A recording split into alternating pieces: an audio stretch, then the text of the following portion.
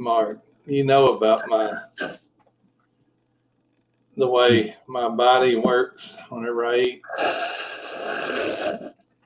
Today I had one of them things happen. Oh. I went running down to church, saw a pine thicket, went to that pine thicket. Uh-huh.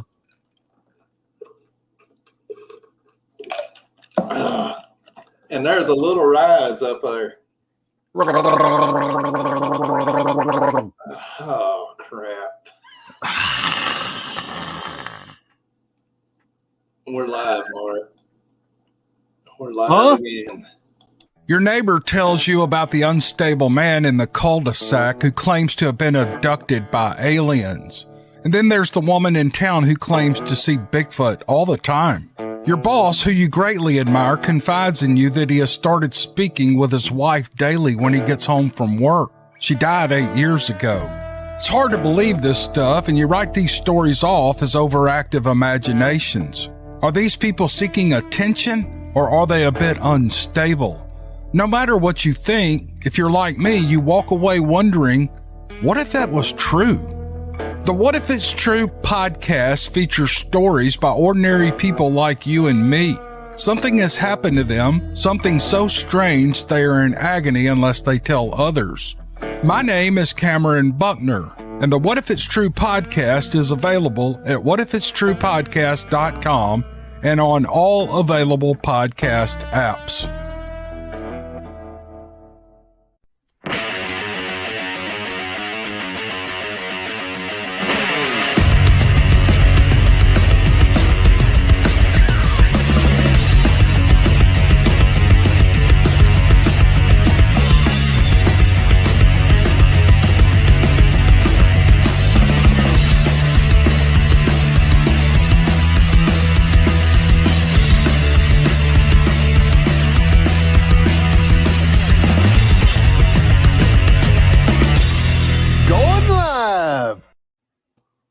Welcome, everybody.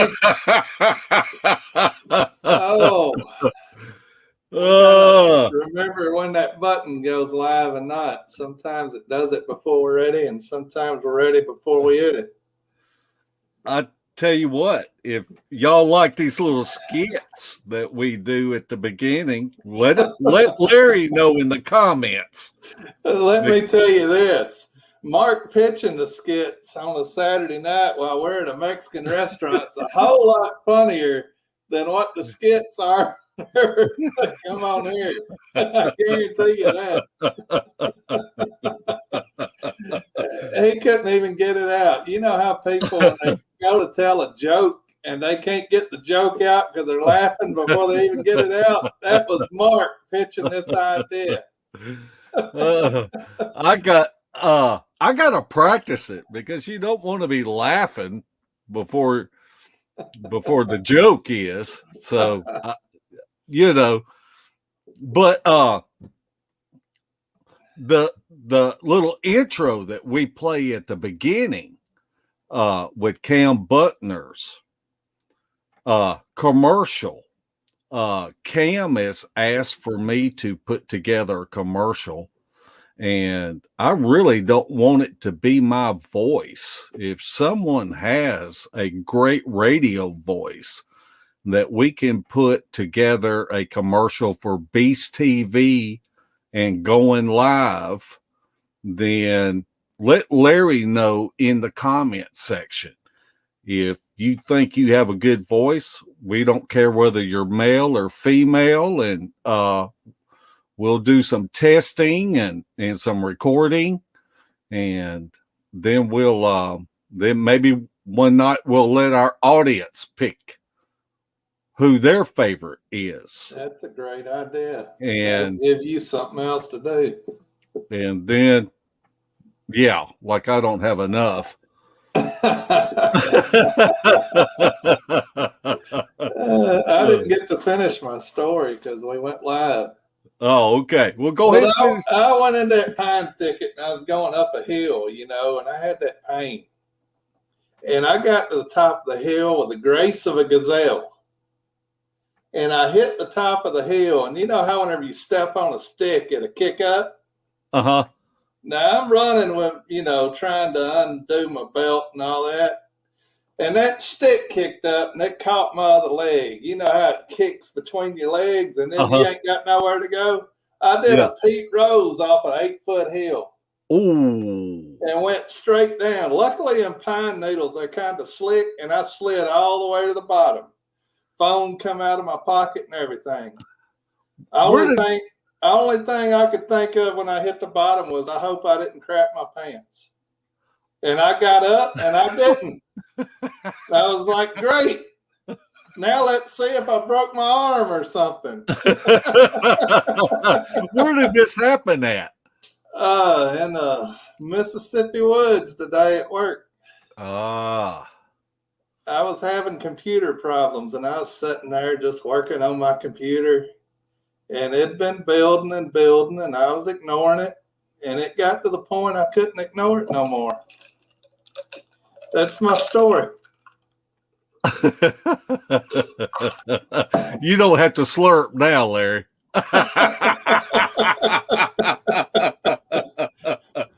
Oh man, that little hill was a long way down though. Oh. Yeah. They sliding down the hill like Pete Rose going into second. That's bad. Yeah.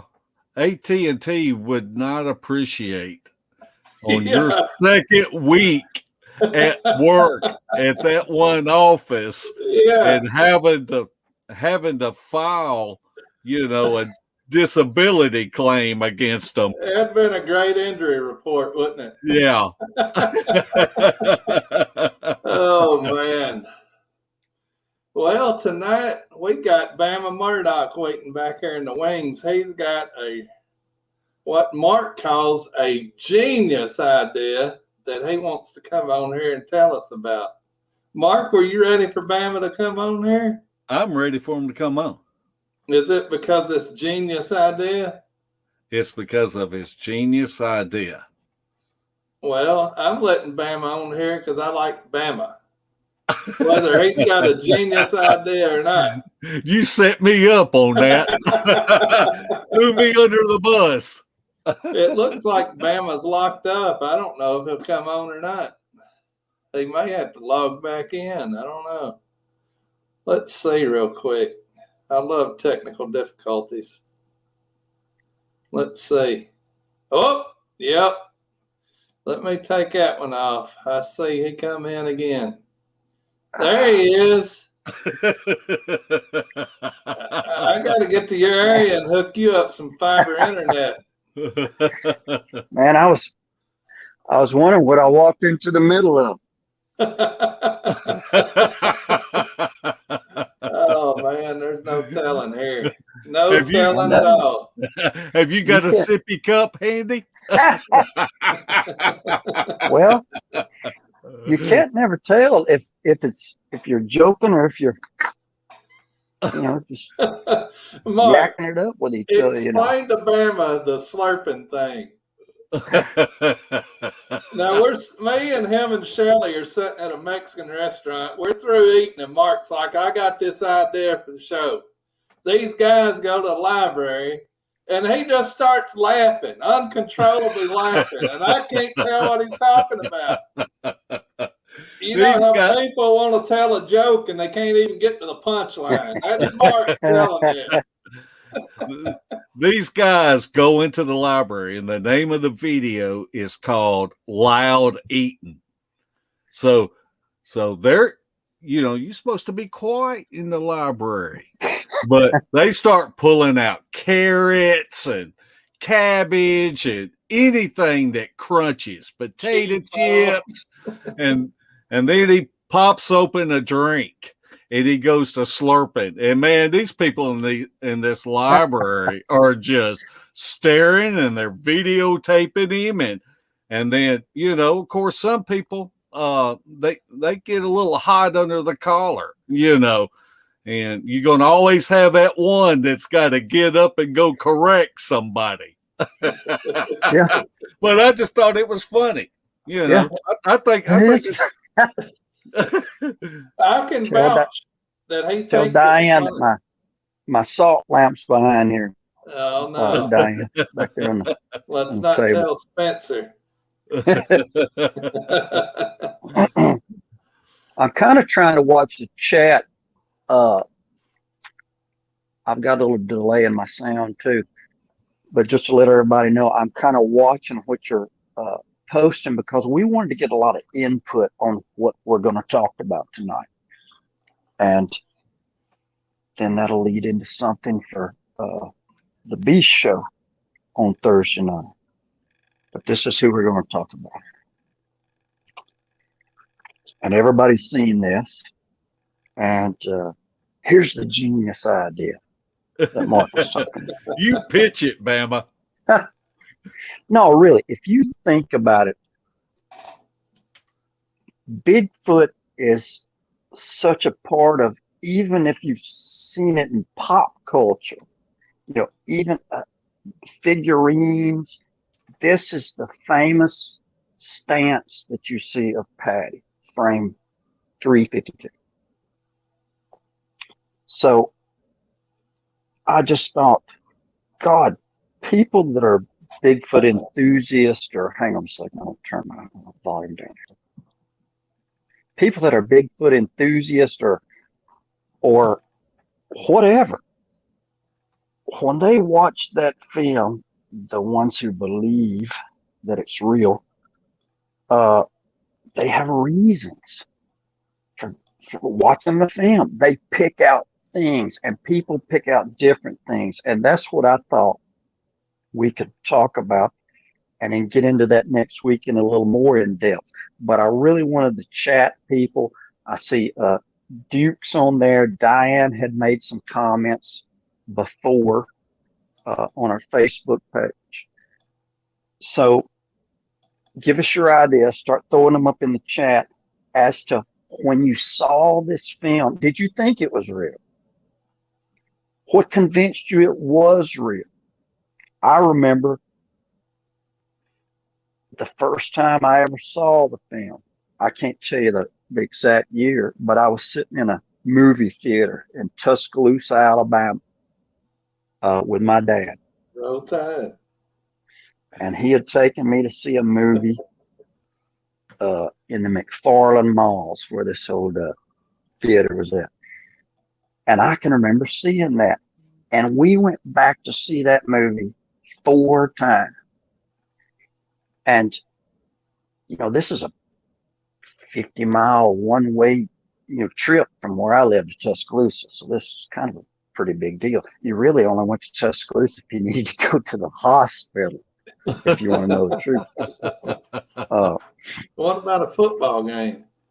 Well, back then they played in Birmingham, though. Remember? Oh. Okay. So anyway, I remember seeing that film, and I remember saying something to my dad about it. Now, and I want y'all to chime in here in a second. My belief in the film at that time hinged on a lot of things. I was a little Church of Christ kid. I lived very rural. I mean, I really lived in the country. So I've been in the woods my entire life. And by that, I mean, I would walk out our front door and cross the road and go into what I call the 40-acre block, and I would kill stuff to eat for dinner. Squirrels or, whatever was in season. So I remember riding home with my dad, and that film scared me because, I was always out in the woods pretty much alone. But he told me, and this is coming from your father that you admire. And I've never heard my dad say a curse word. He would never drink alcohol. He was in the service. But he told me, he goes, that's a man in a suit. The generic answer. And of course, you take it as that. As soon as he says that, that's just the truth to you as a child. And looking at it back then was that grainy, shaky, video. And, later on you surmise that, well, the reason that it's shaky is so you can't see that it's a fake, that you can't make out that it's a man in a suit. So, as a kid, I'd think about all this stuff. Because, gosh, I used to go check trap lines before daylight on a bicycle. This is how much I was in the woods and swamps and stuff, and had never, encountered anything. Now, you look at it now, and Larry and Mark are going to have this video on his show. You can see the Patty film stabilized in 5K, and even colorized a little bit. Now, I don't know technically how they do a lot of this stuff, but, I just happened to be reading something today. Any of you that's ever had this? And this is an awesome book by Jeff Meldrum, because a lot of it has to do with the Patty film and the footprints and stuff. Because even back then, there was people that thought it significant enough to try to go out and film one, even though they had seen 3 sets of tracks in different places. And even Meldrum makes a statement, and I thought this was something. What are the chances of catching a North American Sasquatch out in the open, crossing a sandbar in the middle of the daytime with it sunny? Those are just, I guess they just hit it just right. But, and I want y'all to chime in a minute because I want to stop talking here. But in those stabilized versions, you can see lots of things that I want people to comment on here, such as the hair and the way the light shines off the hair. Me, I really studied it a little bit more just because I had time, more or less. But I got out a lot of my books. I'm a certified personal trainer, so I got out a lot of my books that had to do with musculature, and I have several books on kinesiology and things along that line. And I really got to watching the film and trying to figure out those different muscles that you can see moving. And it really wasn't the muscles that did it for me. So I'll talk about that next week. As to what I think, something I think that you could show someone on a film and go, how'd they do this? How'd they hope this? I'm looking at what Can Squatch has up here. His only question is how the glutes look. They don't seem to flex. But I'm sorry, it's covered up by a little bit of the chat here. Yeah, those are the things I look at too. Because, man, Patty, she's got some, junk in the trunk, man. And the way she's built. And that got me thinking about this. And then I'd like to hear really what Mark or Larry has to say about it. When you look at the way that old girl's built, anybody that's hunted, I've been from the South. I've done all my hunting in the South. And one of the hardest animals to hunt in the South is mature southeastern whitetail, especially if you're a bow hunter. These are animals that almost are strictly nocturnal when hunting season comes along. Now, I've always said that if a turkey had a deer's sense of smell, and probably a turkey would be the hardest thing to hunt. But that got me thinking, because our deer down here are kind of scrawny and skinny.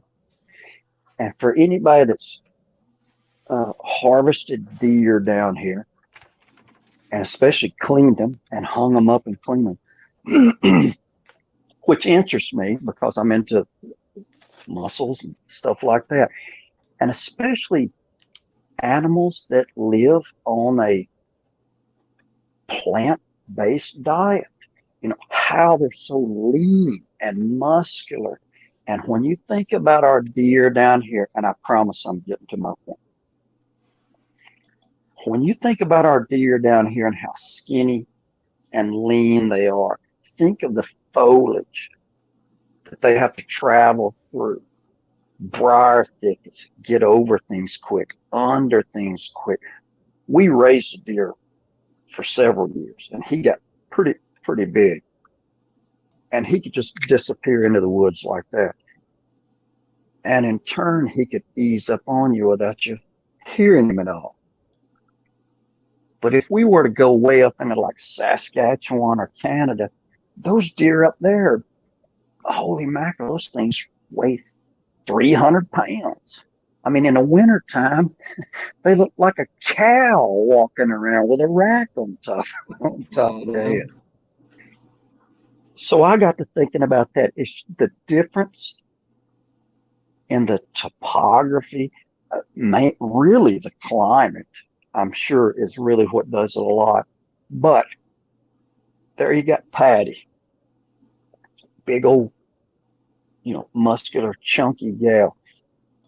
Whereas a lot of people down here in the South talk about what they see them, they're really, lanky and kind of, strange looking. I've never seen one. That's what I've heard a lot of people say. So that's a lot of things I was thinking about looking at the film. And while I was doing that, I thought, gosh, everybody must do this.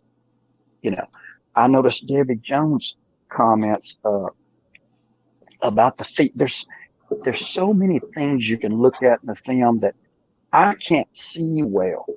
If I'm looking at the bottom of the feet, like Debbie says, I can't see it. Other people can. But when they talk about you can see that mid-tarsal break, see this and that and the other, I can't notice that type of stuff. Y'all talk. I was reading the comments. You tell me not to read them, Larry. Well, y'all told me to look for them and put them up. What people's opinions were. Duke just made a good comment. He said food? Those up there are, they're eating mule deer and all kinds of big animals and stuff like that. And I'm sure ours down here, whacking wild hogs against trees and running deer down and stuff. But you have to wonder if, no matter where they're at, if they have a mostly plant-based diet. Otherwise, you'd just be having to hunt all the time. But anyway, tell me what y'all think about the film. I want to look at the chat here for a second. Well, Mark thinks that it's real. Do you, Larry? Well, Larry's more skeptical.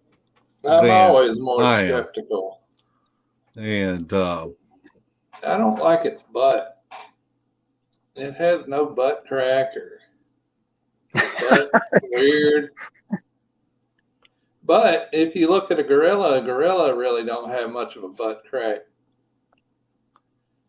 And with hair on it, it may be hidden more. I mean, if you look at those big silverbacks, they look so smooth across the back. I mean, there's hair there, Yeah. but it's just so smooth across there. And Larry, you can't really see that much of their butt crack, I don't guess. No, But that's true. but I do. God, I hate to say it, man. I've looked at Patty's butt 1,000 times over the years. Did it make you did it make you lick your eyebrows? Well, I'm just saying, if you're looking at all that muscular stuff going on as a whole, just like he just said, I mean, that's quite a big set of glutes. I guess you'd have to take into account how much was fat storage or what was muscle or whatever. But another thing that I took into account, oh gosh, I don't want to get into this too deep because I wanted to talk about this next week, but just the stuff she was walking on, that had a lot to do with the way, I mean, you've been to the beach and you've tried to, run in sand or walk in sand. And I think she was in some pretty loose stuff there for a while. And they replicated it with a person that was 6'5.5", I think, and overlaid it over that. But I just get to thinking, well, maybe the stuff that she was walking, what if they had caught her on a steep incline? Would we have been able to look at the rear end then and said that, that it was more believable? Right. The whole story is what's always got me. That these two guys were going up there because there'd been reports of footprints. They're riding around on horses. And lo and behold, probably the only open spot in the whole countryside, there's a Bigfoot walking out across there. You know how many open spots I look at hoping there's a Bigfoot walking out? And how many other people are out there looking? I don't know. It was almost too good to be true. If you were to just, and I'm not really plugging this, but I sort of am. You really get a good account, one account from someone of the Patterson Gimlin site, and in Dr. Meldrum's book. And honestly, Larry, if I were to try to think of anything that kind of gave me a twinge, it would be that of, hey man, let's load up on some horses and let's take off and let's go, film this thing or whatever. Yeah. But when I kind of got to reading the backstory of it, and a lot of the stuff I read is really stuff that is quoted from Mr. Gimlin. Right. And he kind of tells the backstory as to how he ended up there and stuff. So it really wasn't like they just kind of showed up out there. I think they'd planned it, and 4, 5, 6, 7, and maybe they had some really good prints, 64-ish or something like that. All of you Patterson film experts and aficionados and all that, don't go cutting on me because I can't, quote exactly who was there and all that stuff like that. That's why I really wanted to get the people in the chat to just, comment on what they see. I was reading what Spencer said here about being on horseback. What's interesting is if there's a guy that used to have a show on TV called Man Tracker, and he's a person that his profession was tracking people down on horseback. And I don't know if any of you have seen it. And it was kind of like I think they'd give you a couple of days to get from point A to point B, and if you could do it without him, catching it. Well, the thing about horses is, and I've said this to people a bunch of times, if you're driving down the road and you see a bunch of horses all staring in the same direction, then look and see what they're looking at. I mean, horses see everything. They really hear good, but the sense of smell. And Spencer made a good point. That's probably how they kind of eased up on her to where she didn't realize they were there that quickly. And, when we deer hunt and bow hunt or whatever, we get in tree stands to get up high, and it carries our scent high out over the top of what we're hunting.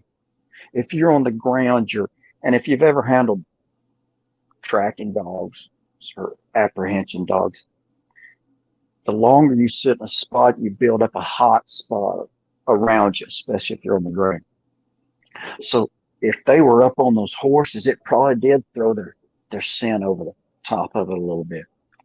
And yeah, Hoosier makes a good point too. Maybe she just kind of caught a glimpse of those horses and wasn't as frightened of an animal that she would have been if she'd initially saw a person standing there or something. We could just speculating on it all day. Mark ain't said nothing about it. Well, going back to what you said at the beginning, when you first saw the film footage in Tuscaloosa at a movie theater. Now, that's where I first saw it. My mom had dropped me and my sister off at a movie theater, and that was the preview. And they had mixed that in with, who was the UFO people that got Barney and somebody else? Betty and Barney Hill. Yeah. And so like half of the preview was on the Patterson Gimlin, and the other half was on Barney and Betty's abduction. And so, as a kid, I mean, you will buy anything, and you will think anything is real. Wait a second. You remember that mermaid video that come out on Discovery Channel not long ago? But I watched it. I wasn't a kid when I watched that. I wasn't there, but I bet on it till the end, and I was like, holy crap, these scientists ain't even real. I sure did watch it. But I did too. Then a few years later, In Search Of comes out, and so I have just always thought that they were real. And I really want, when we do this in a couple of weeks, if you are interested in coming on the panel, and it'll all depend on how many that we have that want to come on. Anybody that wants to come on and just talk about what convinced them that this was real, then I think by us talking about that, it will help us in other investigations. And somebody can say something, well, I watched how the hands were moving, and that's what convinced me. And Right. And so we can learn from this. And I appreciate that Larry is as skeptical as he is, because let me preface that. That area is the only area to me that looks fake. The rest of it looks legit. But that's always hung me up, that one area, that it don't look right. But when you compare it to gorillas, it's not that far off, really. But it's always been a problem in my mind looking at that area. Now go ahead with how great I am. Well, I think it's always important, no matter if it's the Patterson Gimlin film or if it's a tree structure that you found in the woods 3 months ago, that the discussions that we will have about the Patterson Gimlin film will help us when we go out into the woods and see something, that we're asking these questions and we're just not seeing something that could be natural, Right. and sit there and run out of the woods and throw it up on Facebook and say, look what I found. And so I think this will help us whenever we do go out in the woods. Now now this is what I told Larry this past weekend is, I guess I have always thought of it as real, but really what convinces me now that it's real is nobody in 53 years has been able to debunk it Or duplicate it. And they have tried. They have tried. Lot of money on the table if you were able to debunk it. Lot of money on the table. It has never been debunked. And if you think about it, this is what I go back to.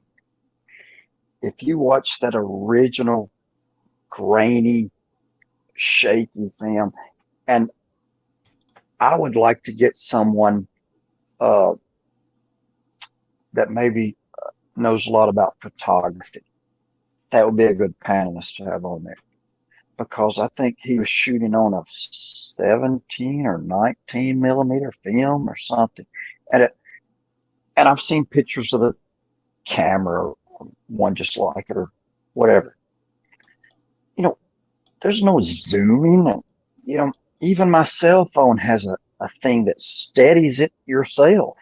Yeah. You know, you think about what he's having to work with, and he's probably holding the equivalent of a square box with a lens coming out of the end of it, and running across there with that stuck to your eye, possibly trying to get across the same stuff that she's going across, and explains in the book very well. But a photographer, but if you look at that, I mean, if I were to look at that, I would go, oh, she's a good 50 yards away, 40 yards away, right?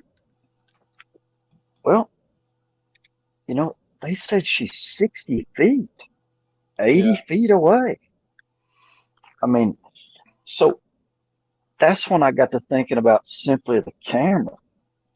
I mean, it's like you might have even been looking, and I don't know, but you might have even been looking through that camera and it be shooting the same thing that your eyes see.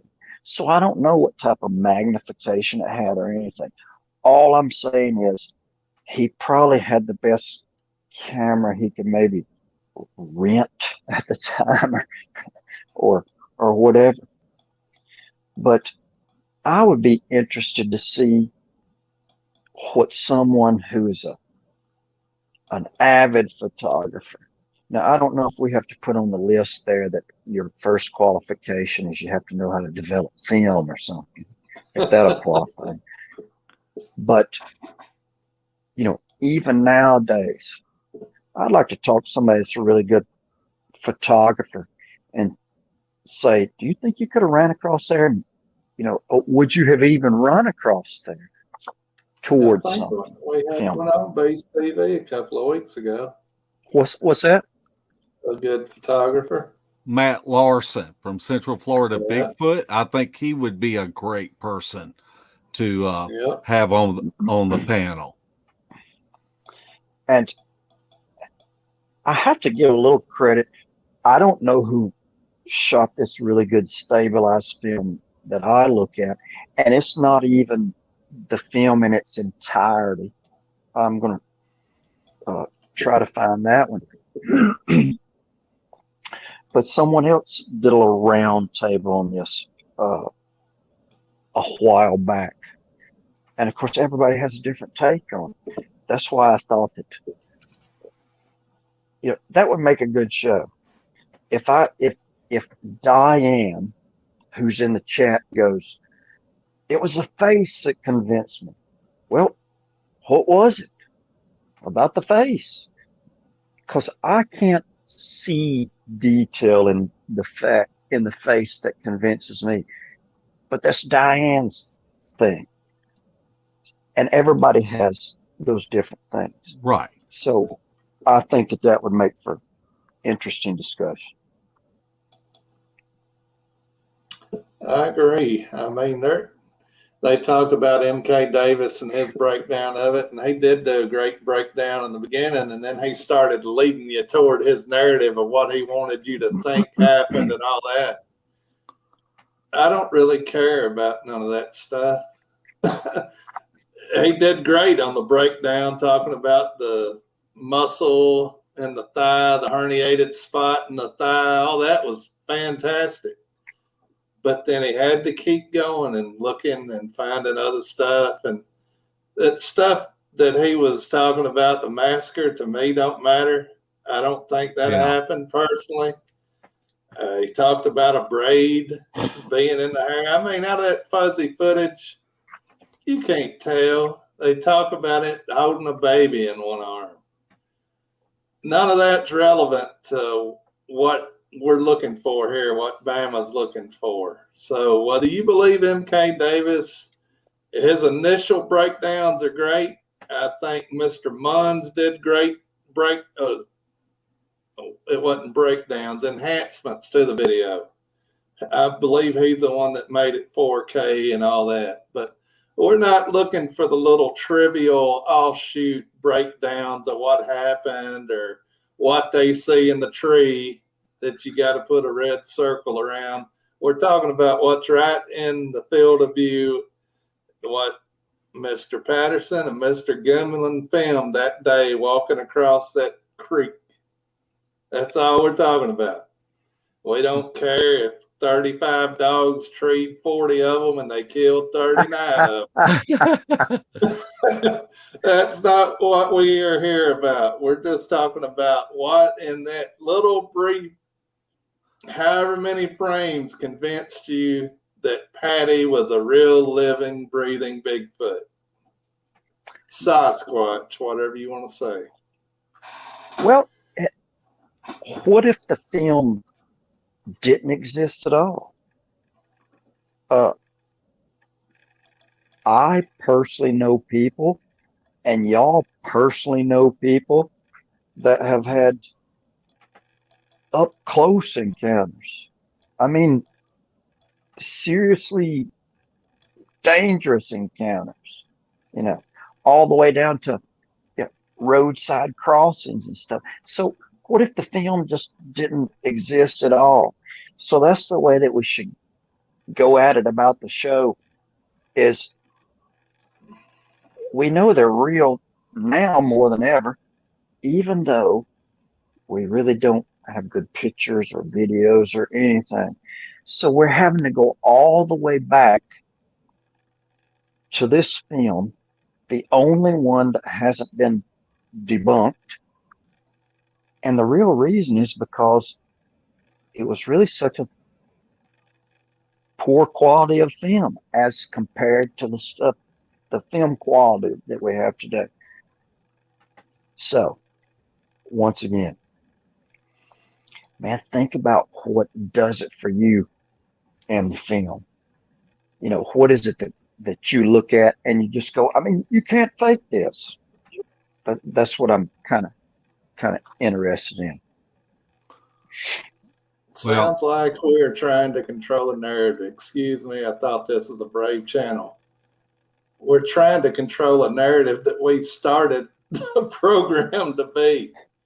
We're trying to keep it focused on Bama's idea and what it was. That's all. Yeah. We can talk about that other crap later. We don't mind talking about it. Don't mean we believe it or disbelieve it. Yeah, well, I ain't going to be in on that part. Well, it's about like a dog chasing its tail. You ain't ever going to get nowhere with it. So yeah, you can talk about it all day long. well, it's kind of like politics.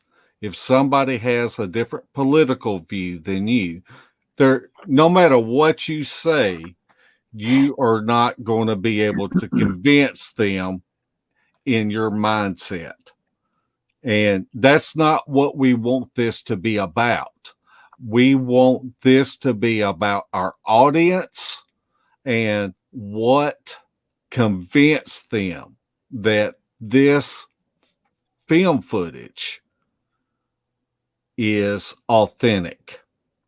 And so, a lot of times things can turn dirty and people can get upset. But I think the majority of the people believe that this film footage is authentic. And that's why I like Bama's angle, is what convinced you with the preponderance of the evidence that you watch with this video clip. What convinced you that this is an actual Sasquatch that these two men filmed? It's like somebody just commented there a second ago, whether you prove the film to be a hoax or not, they're still real. That was my whole point.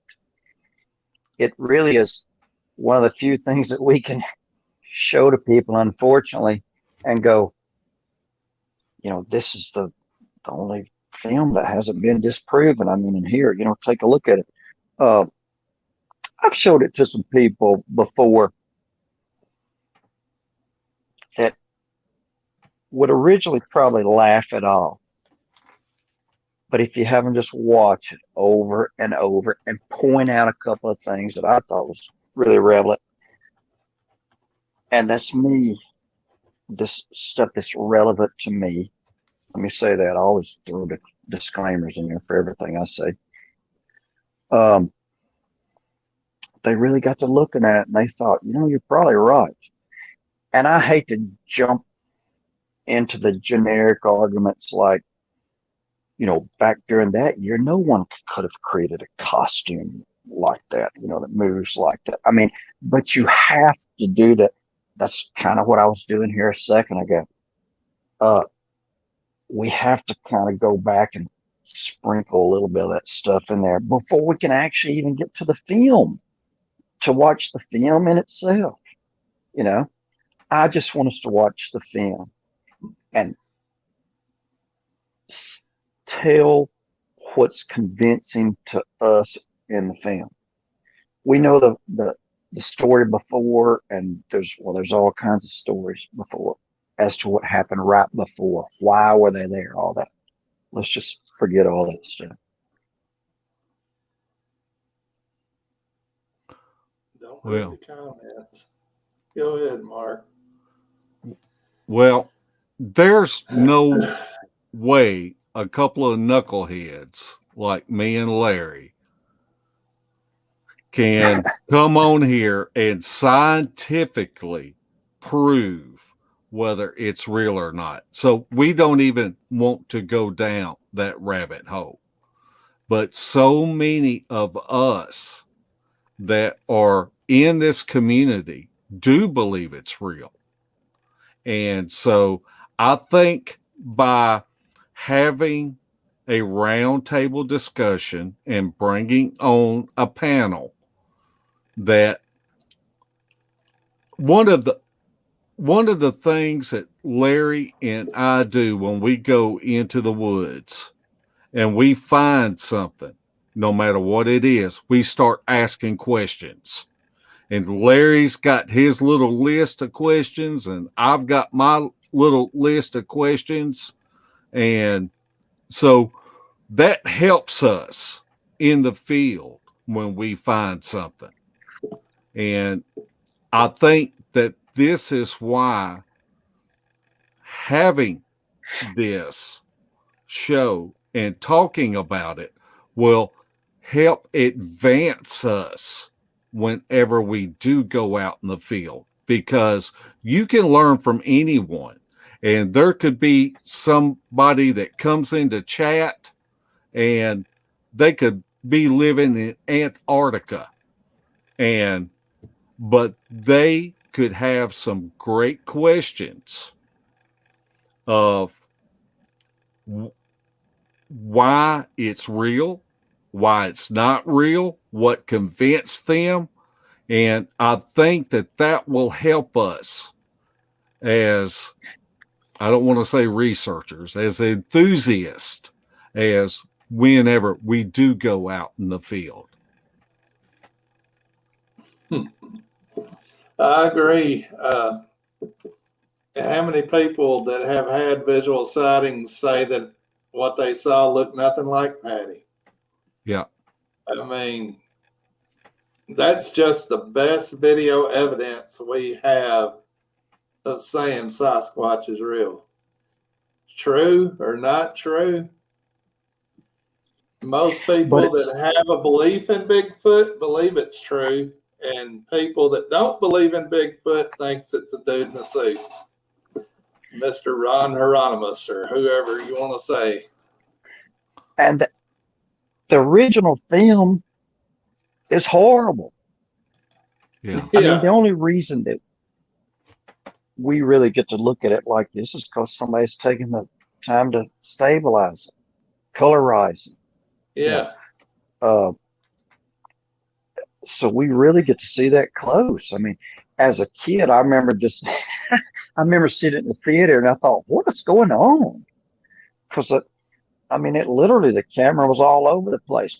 You only got that really short spot of film, where it was very smooth, where he got to stop and, and actually prop up on something, obviously. But yeah, if y'all are like me, I've seen stuff on world news lately and a lot of stuff about, they're finally saying, that, and we won't get into this, but UFOs or UAFs, that's what they call them now. They basically just said, well, yeah, they exist. We just don't know what they are. And where does that come from? Eyewitness accounts and modern day video now. I'm sure some of y'all saw all the stuff they had on the news, from fighter pilots and stuff like that. Well, even though this is an old film, stabilized, somebody should take a look at it. But nobody's going to look at it. It's just too far-fetched. Yeah. We can believe stuff comes from other planets. But you just can't convince most people that they've been on the earth and they just haven't seen one. Yeah, I like what Jackie just put up there, that no one has produced a suit still as of yet. Who's Jackie? Iron Dogger. That's better. And nobody has produced a suit that was I mean, how do you explain it? You know, the muscle movements. And I think the muscle movements is what convinced a lot of people that this was authentic. Now, there's probably a lot of people in chat that has met Mr. Gimlin and has talked to him and spent one-on-one time with him as myself. And anyone that goes out to do an investigation, that is a big part of it, is the witnesses' mannerisms and what the way that they relate it to you. And I spent a good deal of time with Mr. Gimlin, and I didn't even talk about the Patty film. But just other people coming up and talking to him really, really convinced me that he wasn't trying to sell you anything. You didn't buy an Evel Knievel t-shirt? No, but I had that little Evel Knievel thing that you would wind up and he would shoot off. Oh boy. I'm glad Rodney Beasley ain't in chat.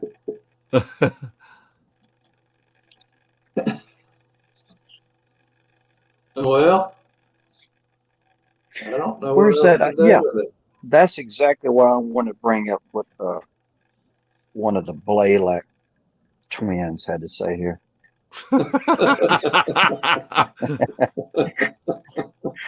I'm not in chat, so I can't aggravate anybody tonight, so I have to do it here on the air. If it's fake, why did they go so deep into the woods? I mean, that's kind of a good point. I mean, it's all hypothetical. We can argue every point of it. That's why I thought it would be nice just to discuss what we see in the film.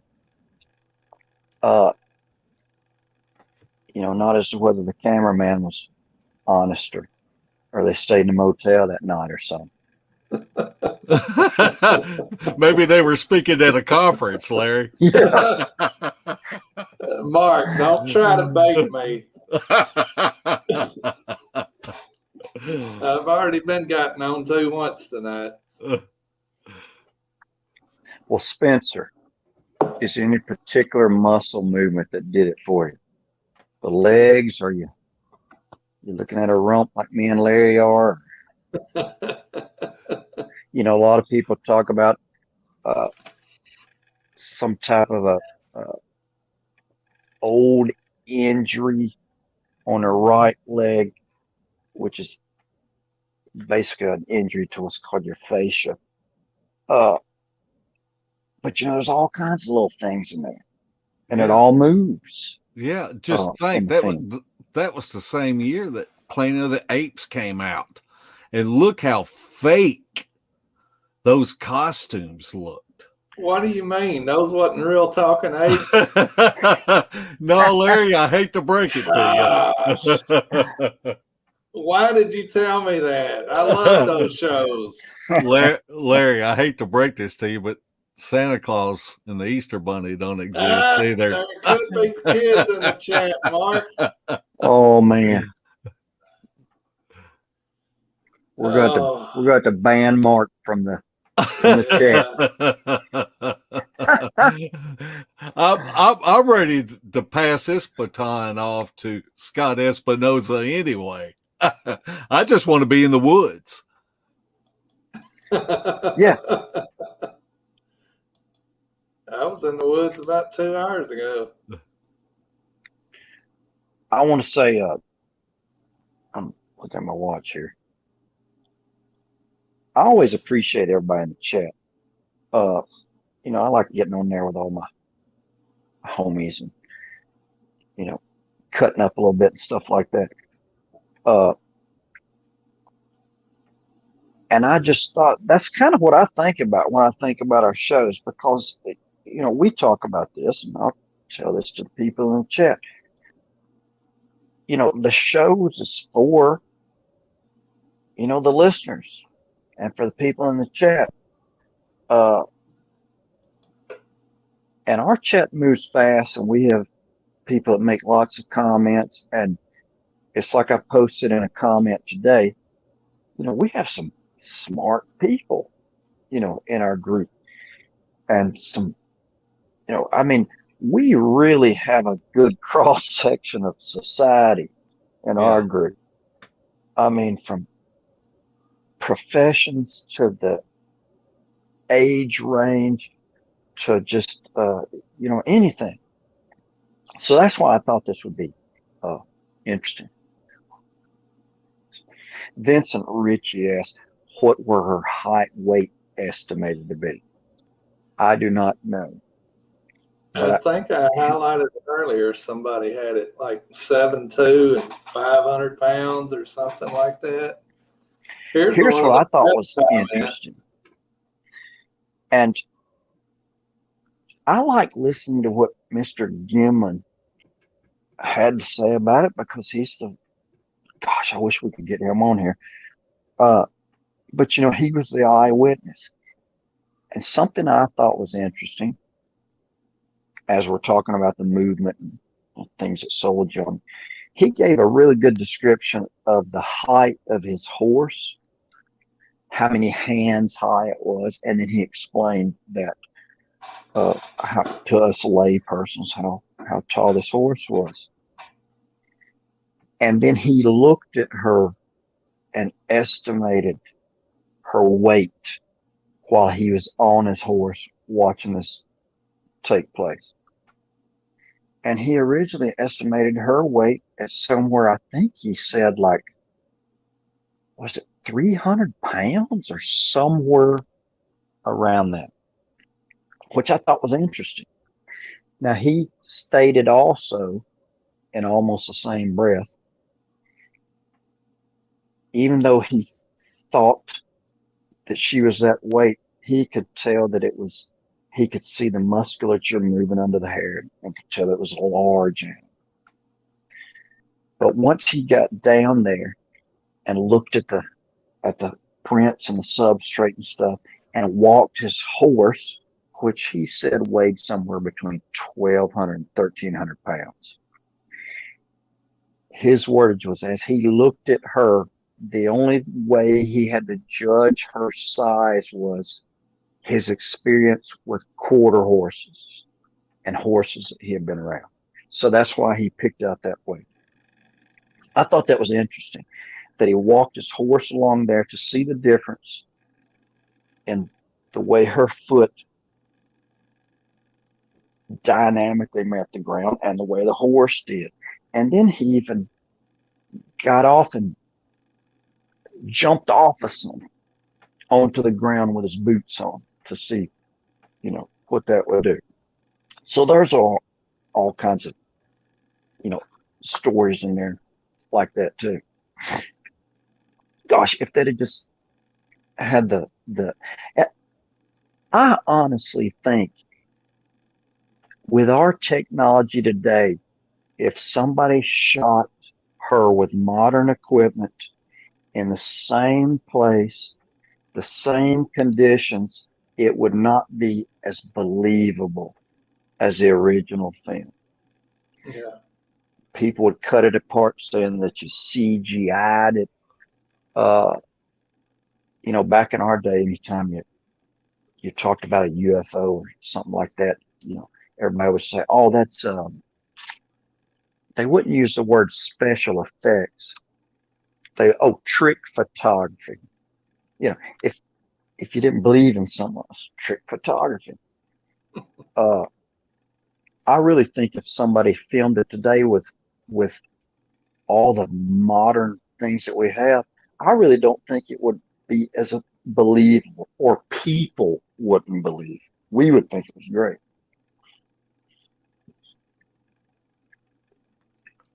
Well, I think Bama was done with that thought. Well, going to the UFOs, I remember as a kid, the hoaxers that you had with UFOs, they were taking pie plates and slinging them up in the air and taking pictures of them, Yeah. and so a lot of that was being able to debunk that. And so I go back to the Patterson Gimlin film has never been debunked. And they have tried. They Right. have tried. Well, Mark, you and I've talked about it 100 times. Usually the people in this community that are lying are the ones with a story and no evidence. Yeah. The ones that provide the evidence are usually genuine with what they're doing and trying to prove what they're saying with the evidence they captured. But you got these people that as soon as you lay one little ounce of evidence out there, the storytellers come to try to pick it apart because they know they're lying normally. So they want to prove that that person with evidence is lying. And just an example of that, the Reed Noble trackway that where Shelley had found both trackways. Larry, you went live on Facebook showing it. And sure enough, one of these experts that's an executive director of, and it ends with research center, was going on there just without even reviewing the evidence, was saying that it was fake. Yeah. And got it. that's what gets me. And it's just what you said. All these people that claim, that they are experts and debunking and all of this, they've got zero evidence of their own. Zero. And they want to call themselves a research center. They got about as much authority to do that than me and Larry do. Yep. I can guarantee I like you. hearing people's views, different people's views. Even if it's an opposing view. Yeah. I mean, if you really just went to the average person and showed them the film, what percentage of them do you think would say it's real? I think it'd probably be a pretty low percent even today. Oh, yeah. No doubt. All right. Y'all talk amongst yourselves. I got assigned to duty. I'm looking at the chat here. Well, one Night dispenser. One thing that I want to say is we want to do the podcast in positive. We don't want haters coming on. If you believe that it's not real, then we still welcome you. Come on and articulate why you think that it's not real, because there is nothing wrong, just as Bama said, to have an opposing view. And it is good to ask questions and try to find those answers out.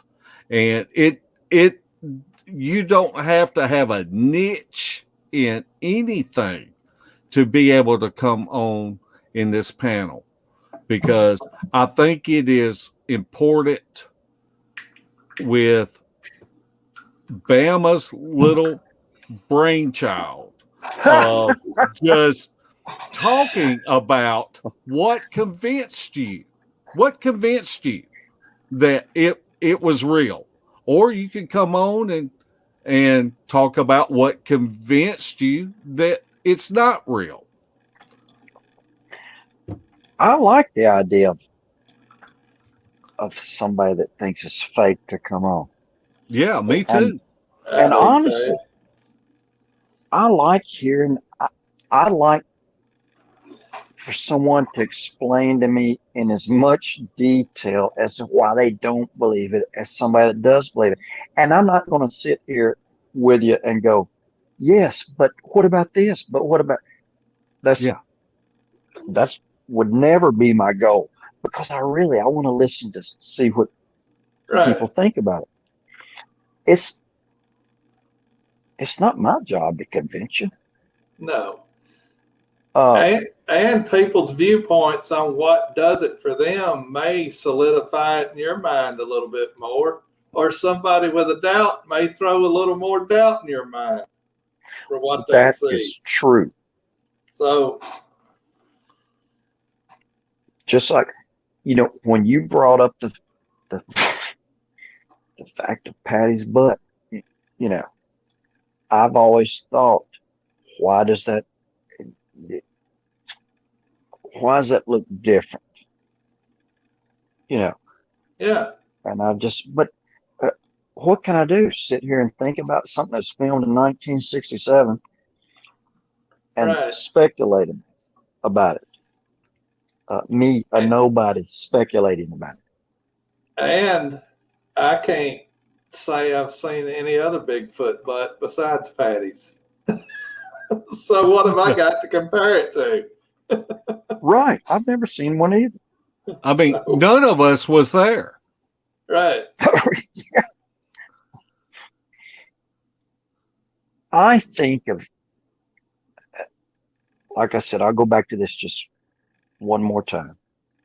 And I'll tell you who I'm thinking about Uh-oh. in particular. Don't name names. No, this isn't bad. I think about Carrie Arnold. And I also think about the late Mike Woolley. Yeah. Both of them had an extended, up close encounter that was not positive. But if you went and showed the film to Carrie Arnold, Carrie might look at it and go, "Oh, the film's a hoax. What I saw is real, but the film is a hoax," and that's fine. I mean, Carrie Arnold would never say that. I'm thinking Carrie would never say that. But I'm just saying that's kind of what my whole point was. Is the film a hoax? I mean, I started to say we've proved over and over and over they're real, but we've really only proved that to ourselves, I guess. But I think about those guys and somebody telling Carrie Arnold or telling Mike Woolley that, oh man, these ain't real. That's just my thought on that. One thing that I really appreciate about Larry is as skeptical as he is, He's a butthole. other than that whenever we have talked to a witness, he's not trying, he will never try to tear anyone down. And because I guess Larry looks at it as, I've got no way to disprove what they're saying, what their story is. And I really wish that this community would be more like that. And because you're not going to be able to get your facts 100% correct. How many witnesses have said, well, I didn't notice the hair on the arms, I focused my eyes for that 3 seconds, focused on that brow ridge. And that's all they saw. I don't know whether it had canines. I don't know what if I saw a neck. That 3 seconds, I saw that brow ridge. And that's what I focused on. And a lot of eyewitnesses, if it's a face-to-face, if they're pretty close to them, they're so intimidated by them, they look down. They won't even look at them in the face. Yeah. So you can't get a lot of detail whenever you're looking down at the ground because you're scared to death. So I don't know. But isn't it? What is it? I'm reading what Diane said. Diane likes talking about big butts. And she cannot lie. Oh.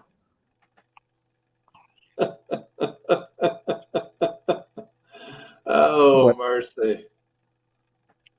I'm sure Mark will tell you this, but leave some comments later on after the show, and just kind of type in there briefly, what makes you think the film is real. Yeah, I started to word it. Give your best argument. What's that? Give your best argument why you think the footage is real or fake. And Mark and Bama will scour through them and pick 4 good people. Well, Larry's drinking sweet tea and watching the Simpsons or something. Yeah. I don't know. I don't ever watch the Simpsons. It's more Andy Griffith. But I was thinking somebody would probably comment about the hair. It seems the big thing is muscle movement. Yeah. Which mine sort of has something to do with that. But I think the reason people don't key in on the hair as much is because when you stabilize the film and it's colorized a little bit, you're wondering, well, does that alter the way it really looked? I mean, does it make it look more real? There's a shine to the hair, there's movement to the hair, of course, but those are little things that I see people talk about and pick it apart with, and that's the stuff I like to hear about. Yeah, because there's things that people pick out that convinces them that I don't see. Oh, I agree. But there's 100 pictures a day posted on Facebook with red circles around them that I don't see either. So, well, that's true. I may just not have the vision that others do. They may be more enlightened than I am. That's what I like to believe. There's a film where Bobcat says her body looks like a somewhat flabby, slightly overweight, middle-aged lady. That's an honest assessment. Yeah. Yeah. I think that as technology even gets more advanced, they may be able to clean the film up even more. I don't know anything about where the original film is or anything like that, but man, wouldn't that be something if they could really zoom in on it and clean it up real good. Well, I believe that is the bad thing about digitalized video, that you can only zoom in so far, and that's why people like the film video, because you can do more detail work with it than you can digital. And at some point, the technology in the digital field is going to catch up where you can do more with the pixels. There's going to be a gazillion pixels in a picture instead of a million or whatever it is. But till we get to that day, people like Mike McSwain are going to keep making a living photographing and disputing, and Mike would be. See, Mike would be a great person to have on the panel because he is a private investigator, and that's what he does for a living. What your career profession was, Bama, for me, it puts a lot of weight in. I remember when you walked over and looked at the Reed Noble Trackway, and the first thing out of your mouth was, "Holy!" Oh, that wasn't there is a. You said there is a 50-50 chance that this is real, and you were looking at it, and it was pretty convincing.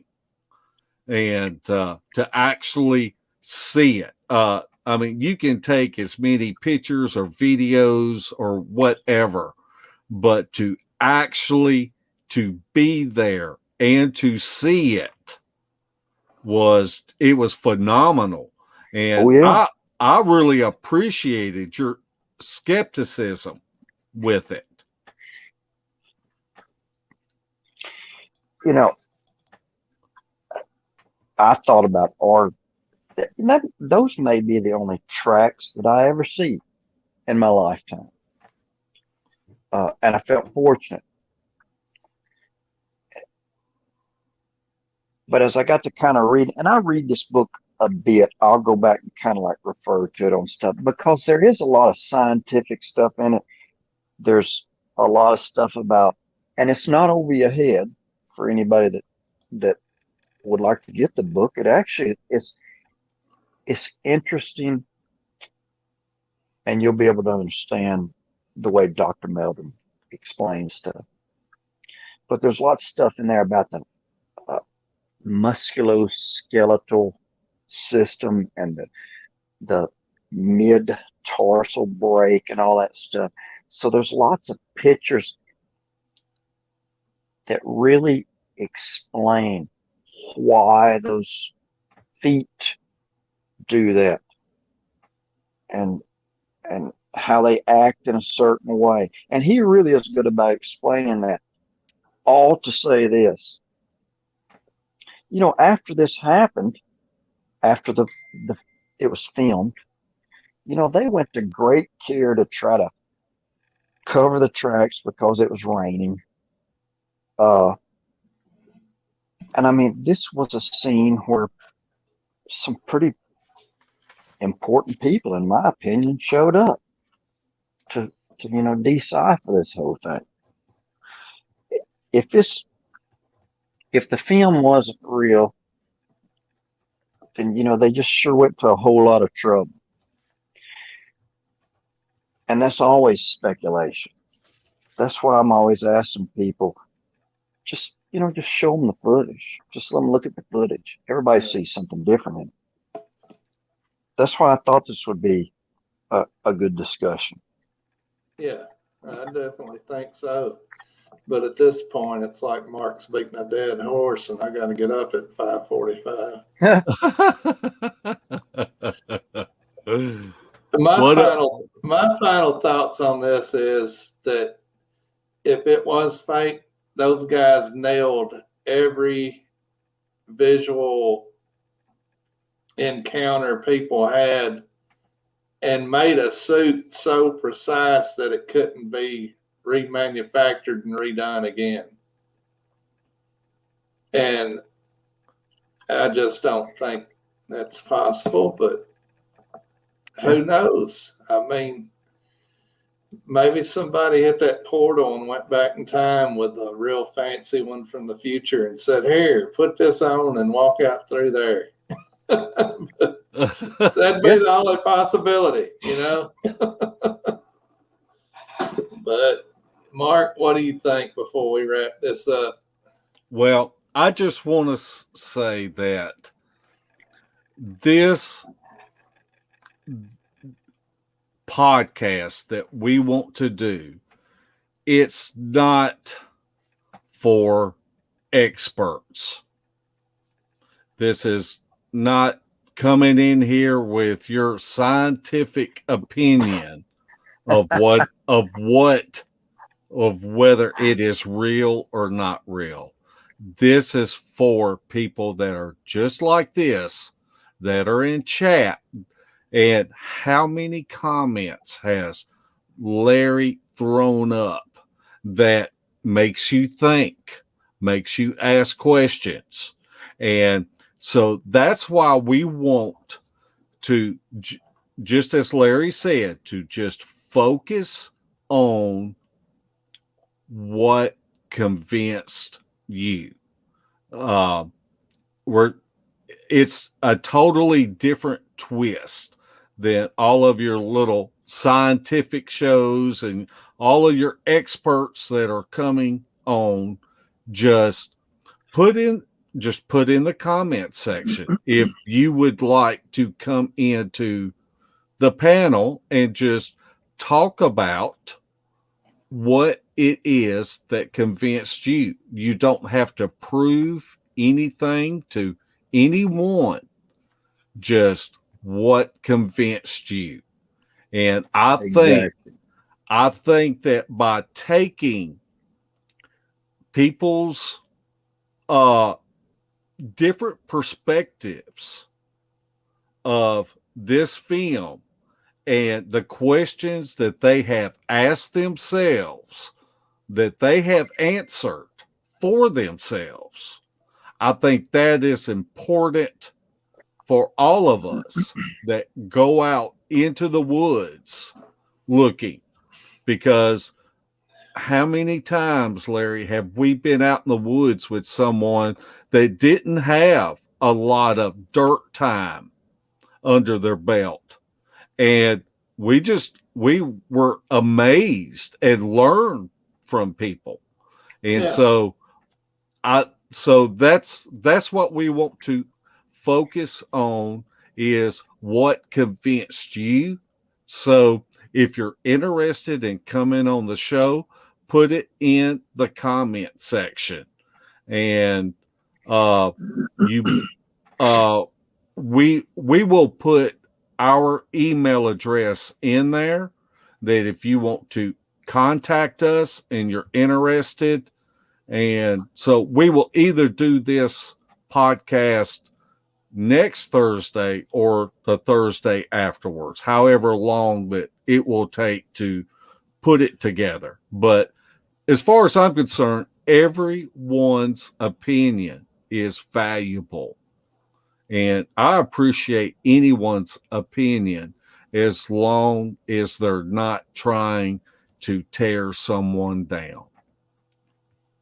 I agree totally. Yeah, I want to hear what people have to say about it. All right, Bama. I mean, I don't care if it's somebody explaining how the hair looks or something.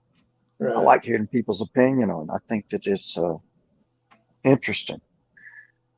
I'll say bye to everybody in chat. All the regulars are up there, and we've had a bunch of people in there tonight. Yeah. I appreciate the participation. Definitely. It was a whole lot more participation than normal, so it's pretty good, even though Mark had to slap somebody's hand. I don't know why he does that, but he does it. Anyway, guys, we're going to get off here. Leave any of your thoughts in the comments on the YouTube channel, and we'll be looking through it. And you may win the lottery and get to not go live, but go on Beast TV and discuss your opinions on this. And remember, it's just the matter of fact about Patty, the footage. No theories, nothing else. We're not worried about none of that stuff. Just what makes you think Patty is real or not real. That's it. All right, guys. I hope y'all have a great night, a great week. We'll see you on Beast TV Thursday night at 8 o'clock. Who have you got coming on, Mark? We have Matthias Tipton coming on Oh. Thursday night. Oh yeah. All Yeah. right. We'll see what Matthias has been up to. I like to call him Eric because that's how I know Thanks, him. Michael Hayden. But anyway, it'll be a great show. He's a great guest, and we will see y'all Thursday at 8 o'clock Central. Y'all have a good night.